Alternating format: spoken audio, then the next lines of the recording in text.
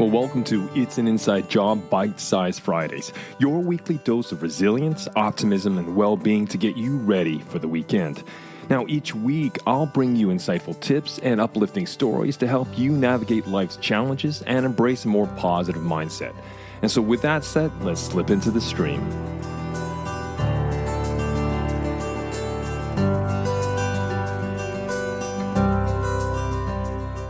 Well, welcome back to another BiteSize Friday. I'm glad you could join me. Perhaps you're walking your dog, going for a run, or just commuting to work or back to home.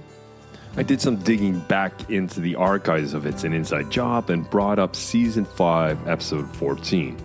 It was a brilliant conversation I had with one of Norway's top jazz singers, Silje Nergaard. She has a career spanning over 30 years and has 20 albums under her belt.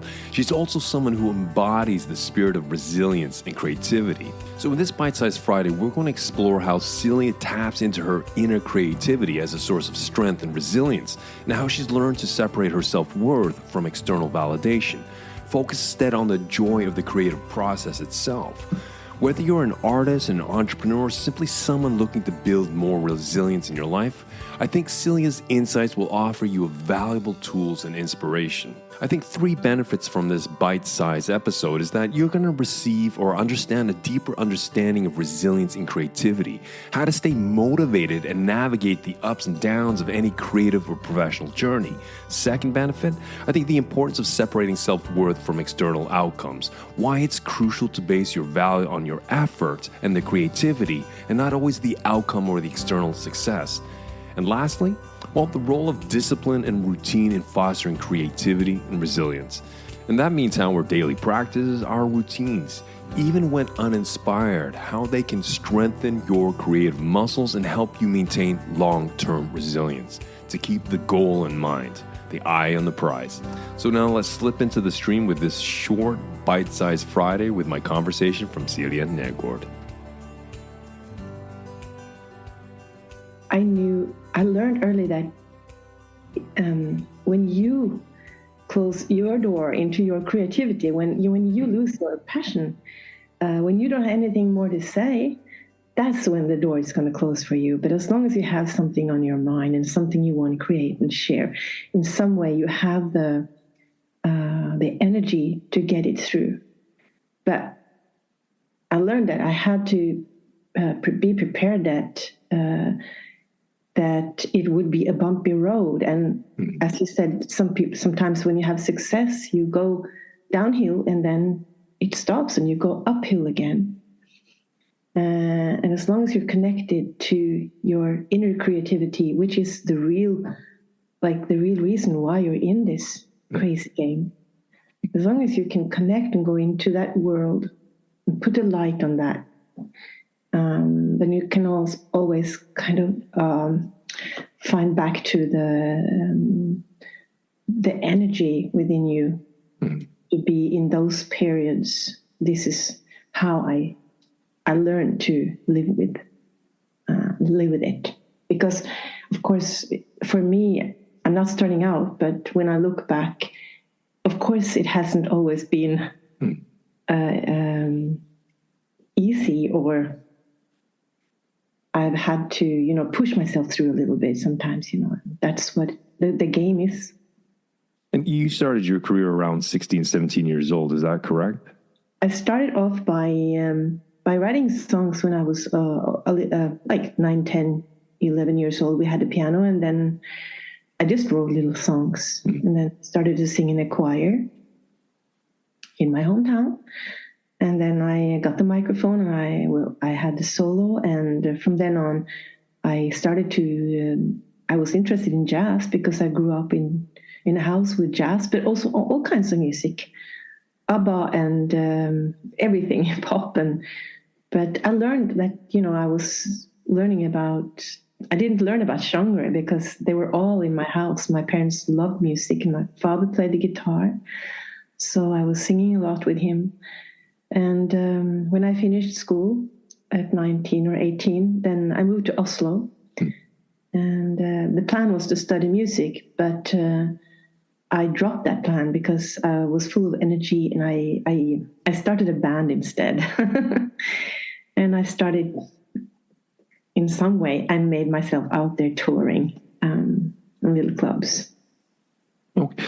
Because coming back to your sort of the connecting with your inner creativity, as you said, you've been in the game for about 30 years and, you've built knowledge and wisdom and ways of, dealing with success and adversity.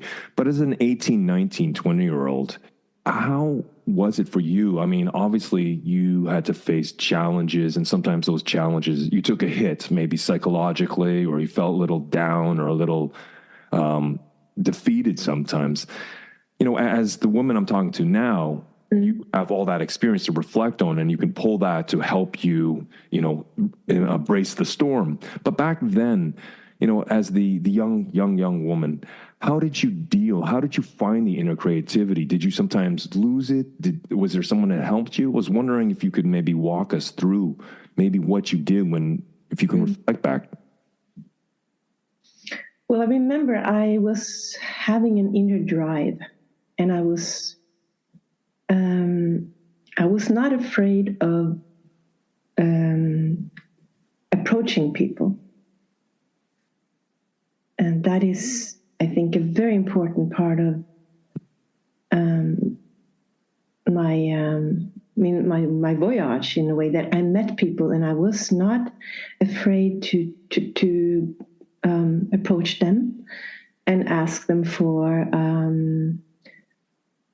advice, or if they would play with me, or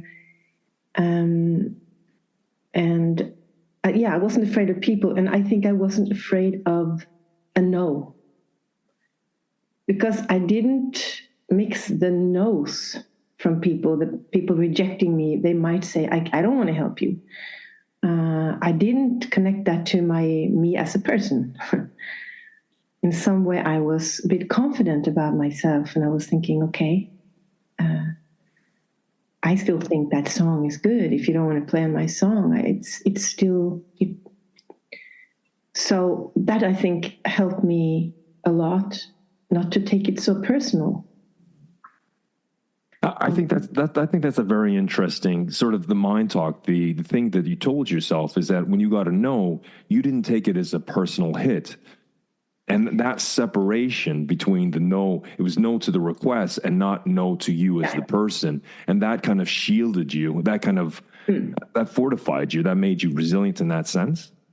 I think I rehearsed it with the boyfriends.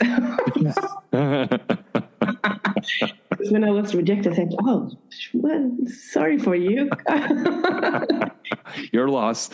Yeah, you're lost. Okay. Well, that's very interesting. That's very interesting. And so as you progress and such, so you had the courage to approach people, to talk to people, to ask them if they'd like to jam with you or play with you. And if they said no, you didn't take it personal. It was a no to the request and not no to the person. And this kind of has fortified you over the years and allowed you to keep going. Yes. That's very interesting. I think this is, when I think about it now, and I have an idea in my head now, but I'm thinking, where am I going to start talking to who? And then that person may, help me through to another who, or, I work in a way, I work in a personal way. And to me, that's more inspiring than, and also that's what makes things happen, because I've learned that if I wanted to ask somebody of my heroes, and I've been performing with a few of my big heroes, like Al Jarreau and Pat Metheny and Morten Harket from AHA. But he lives down the road, so that I would meet him in a cafe. So, but I could never get any of those by going through a management, because I was not Beyonce for them. I was just, I would have to approach them personally, and I would have to have a musical idea that was good. I think it's always about not me saying, hey, wouldn't it be great if we worked together? No, it would be, hey, look, I have a song and I've written it with you in mind. I feel that you're over it, and can you listen to it, because it would have been great. And in my And I always thought that in music we're all equal. I know that some of us are more successful and some are very famous and some are not, but you're still in the music, in art. We all meet in the same place. So if I was able to touch them with my song and they knew that it came from an honest place in me, then maybe that would be a way to make a nice cooperation. And that worked. But I had to approach them. So you need to go, I think, use your, be the whole human being while you want something. I think that's a very interesting you're saying, because as you said, when you approach a person, it's not about you per se, but as you said, you wrote a song with a person in mind and you asked them to listen to it and what they think. I think that's a very strong character trait that a lot of people are trying to develop, because obviously you have to show a sense of vulnerability. You have to go to the courage to approach your heroes, your idols that you've seen, all these three people you've mentioned. Mm-hmm. And obviously, but I'm curious, because I think that's very, very interesting, because that would suggest that you have a very strong mindset, that there's not the fragility there, because a lot of people can be very scared to approach, especially famous people, if we can characterize them that, to help them or to play with them. And so where do you think you picked up this mindset? Was it something you picked up from your parents? Is it something that's always been part of you, Silje? Yeah, I've been wondering, because people do actually ask me, oh, how did you dare, and how did you have the courage to do this and that? And for me, it wasn't that I was thinking I was courageous, but again, I felt that I was connected to some self-worth, that I thought, oh, I know the feeling when I got a no and I got disappointed, but I didn't put that into the world. That didn't become me as a person being rejected. So in some way, I've always felt that I am loved. Mm-hmm. In some way, I felt that I am loved, although he might not, or she might not want to do this. I'm still okay. Mm. And I'm not, that's probably a fortunate thing, since that I have with me already from my childhood, that I felt connected to some place inside that was protected. Protected, yeah. Protected, yes, yeah. A protected place that was where the... So inside of you, just to understand, so inside of you, you felt there was an inner part of you that was shielded from sort of negativity or criticism. And this protection or this shielding around your self-worth, it allowed these negative bullets to kind of bounce off, and it didn't affect you. You learned to shield yourself from the negativity or the rejection. It affected me because you get sometimes disappointed and don't work out, and they become hard and difficult. But I would always go back to this place, which also is the place of creativity. So, and also when things didn't, sometimes in your career, you don't feel that you are very important out there. Maybe you make an album and not many people heard it or wrote about it, or maybe didn't do well, and that's the same thing. If you make that become you, not being, you have to protect that part and always come back to, where did it all start? It started within me, and this is my creativity, and this is my gift, and this is the reality of being a creative person, that it's, don't do it.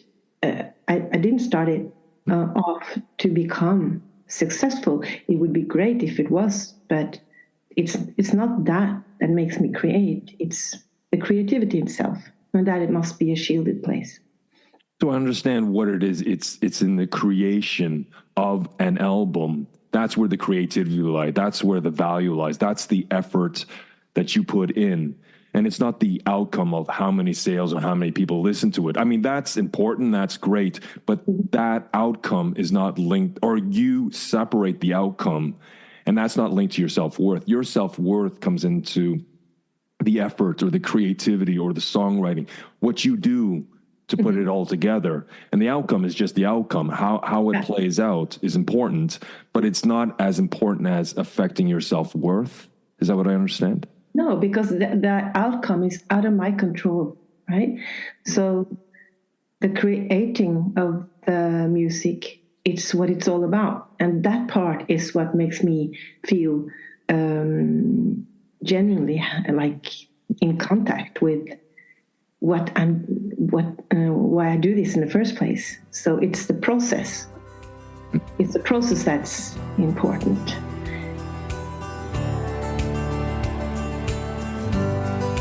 If you want more, why not go back and listen to the original full conversation with my guest? You will find the link in the episode in the show notes. So make sure you hit that subscribe button. And I'll be back next week with my long-form conversational episodes on Monday and the latest Bite Size episode on Friday. And have yourself a relaxing and rejuvenating weekend.